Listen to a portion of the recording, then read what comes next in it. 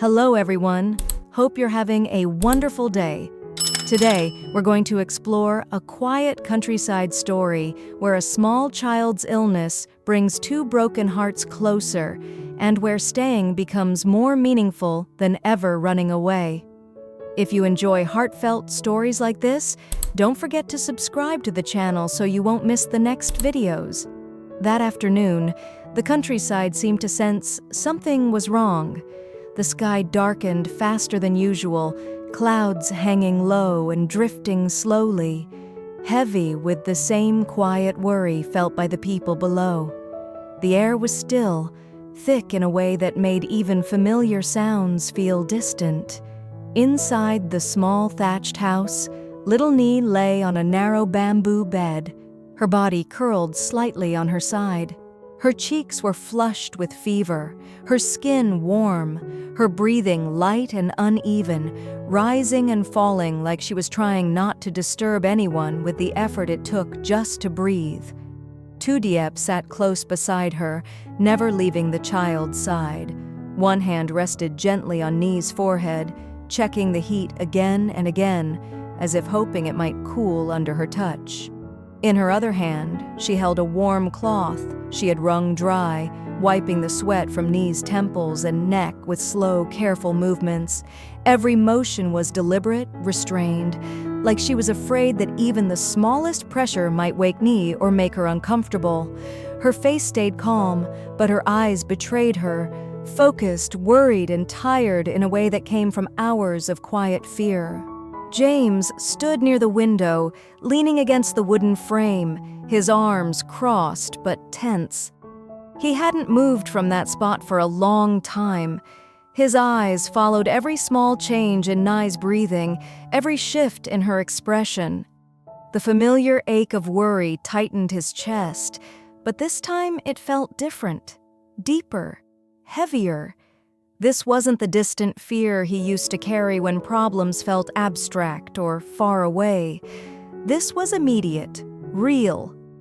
Sitting right in front of him on a bamboo bed that felt far too small for something so serious. "She's had a fever since this morning," Tu Diep said softly, her voice low but steady, like she was holding it together by sheer will. "I gave her the medicine the doctor left, but it hasn't gone down completely yet." James pushed himself away from the window and stepped closer. He bent down beside the bed, lowering himself to Nie's level. The little girl stirred, her eyelids fluttering open just enough to reveal tired, glassy eyes. Her lips were dry, slightly cracked, yet when she recognized James, she still managed to form a faint smile. "Uncle James," she whispered, her voice barely there, so thin it felt like it might disappear halfway through the air. "Don't worry. I'm okay." Those few words hit James harder than anything else. His throat tightened instantly. He sat down beside the bed and gently took Nie's hand in his. Her fingers were hot to the touch, but they squeezed his back weakly, like she was trying to reassure him instead. The gesture made his chest ache in a way he wasn't prepared for. "You don't have to be strong right now," James said quietly, leaning closer so she could hear him without effort. "It's okay to rest. Let the adults take care of you, all right?" Nie nodded faintly, the movement barely noticeable, and her eyes slowly closed again. Within seconds, she drifted back into a light, uneasy sleep. James stayed still, afraid that moving might somehow pull her back into discomfort. After a moment, he looked up at Tu Diep. Their eyes met, and in that shared look was the same concern, the same silent calculation of worst possibilities, but also something else, a quiet sense of unity. Without saying it out loud, they both understood that whatever happened next, neither of them was leaving. As evening fell, the house grew dim, and Tu Diep lit a small yellow lamp that filled the room with a soft, warm glow. Shadows danced gently along the walls. Outside, insects began their steady chorus. Tu Diep moved into the kitchen area and began preparing porridge, choosing simple ingredients, the kind meant for sick children. James followed her, kneeling by the old charcoal stove and trying to reignite it. His movements were awkward, unpracticed, but careful. He listened closely as Tu Diep told him what to do, nodding and adjusting without complaint. Neither of them spoke much. It wasn't an uncomfortable silence, it was a protective one. Both seemed to understand that unnecessary words might break the fragile calm surrounding Nie. When the porridge was finally ready, Tu Diep brought the bowl back to the bedside and sat down again. She fed Nie slowly, spoon by spoon, blowing gently on each mouthful until it cooled. Nie stirred but accepted the food obediently, her eyes half closed. James sat across from them, holding a cup of warm water, ready whenever Tu Diep nodded or Nie needed a sip. Watching the scene unfold, something inside him shifted. "I didn't think I could be this scared," James murmured quietly, his voice barely rising above the hum of the night. It sounded less like a confession to Tu Diep and more like an admission to himself. "I used to believe that keeping my distance was the best way not to hurt anyone." Tu Diep didn't turn to look at him. She kept feeding Nie, her hand steady. "But distance can hurt too," she replied softly. "Sometimes even more." She paused briefly, then added, "Especially when someone needs you the most." James didn't respond right away. He stared down at the cup in his hands, watching the faint steam rise and disappear. He understood what she meant. And this time, he didn't try to argue. The night passed slowly. James barely slept, choosing instead to stay alert, listening for changes in Nie's breathing. Tu Diep rested with her head against the wall, eyes closed, but never fully asleep. When morning finally came, light crept gently through the open window, and with it came a small sense of relief. Nie's fever had eased, not gone completely, but enough to make her breathing steadier and her face less flushed. Just as the sun rose higher, cheerful voices echoed faintly from outside the gate, children's voices, curious, bright. Tu Diep stepped outside and found 3 or 4 neighborhood kids standing there, shifting shyly from foot to foot. Each of them held something small, little bags of oranges, a few wrapped candies, and a bundle of wildflowers tied clumsily with a rubber band. "We came to visit Nie," a little boy said, his eyes wide and earnest. "Auntie, is she feeling better now?" Tu Diep smiled, warmth spreading through her chest despite the exhaustion. "She's a little better," she said gently, "but she still needs to rest. You can come in quietly, okay?" The children nodded seriously and tiptoed inside, as if the house had suddenly become an important place that demanded respect. When they saw Nie open her eyes again, their faces lit up instantly. "Nie, we brought you oranges," one girl whispered excitedly. "And candy too. When you're better, we'll go play by the stream again." Nie smiled, weak but genuine. "Yeah, I'll get better soon," she said softly. James leaned against the wall, watching the scene unfold. He hadn't realized how powerful such small gestures could be. Simple fruit, a few candies, innocent concern. He felt something settle quietly in his chest. Tu Diep glanced at him, catching the look in his eyes. She knew exactly what he was feeling. James wasn't just present, he was learning how to stay. When the children finally said their goodbyes, they waved one last time from the doorway before running off down the dirt path, their laughter slowly fading into the distance.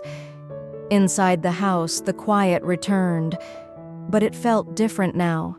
Softer, less heavy. Nie had already drifted back to sleep, her breathing slower and more even than it had been all day. Tu Diep gently pulled a thin blanket over her and adjusted the pillow beneath her head, careful not to wake her. "She's loved by so many," Tu Diep said quietly, almost to herself. James nodded, his eyes still on Nie. "Yeah," he replied, "and I don't want to be the one who disappears from moments like this ever again." Tu Diep looked at him then. She didn't answer right away. There was a new gentleness in her eyes, not because all the fear was gone, not because everything was suddenly fine, but because James was here in a way he hadn't been before.